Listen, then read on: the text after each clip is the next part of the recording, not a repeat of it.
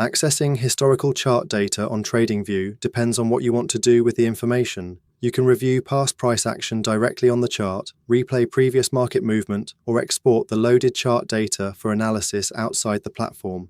For chart analysis, the most direct method is to move back through the chart history and adjust the time frame to the level of detail needed. A daily chart will usually provide a broader view over a longer period, while lower time frames give more detail but may have different data limits depending on the symbol, market, and account plan.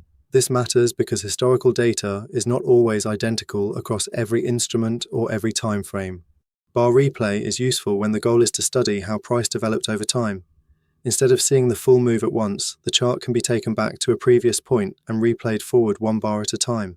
This makes it easier to practice analysis, review previous setups, or understand how price reacted before the final outcome was known.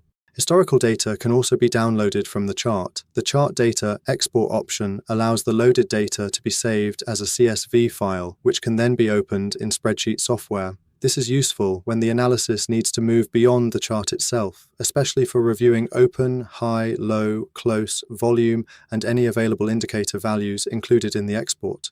The important detail is that exported data is based on what has been loaded into the chart. If the chart has not loaded far enough back, the file may not include the full historical range you expected. To access more history, it may be necessary to scroll further back, change the time frame, or use a higher interval that provides broader coverage.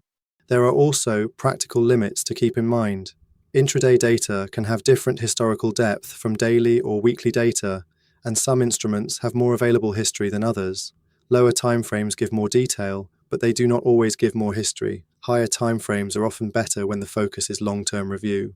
In practice, use the chart when you want to study historical price action visually. Use bar replay when you want to understand how a move unfolded over time. Use data export when you need the information in a spreadsheet,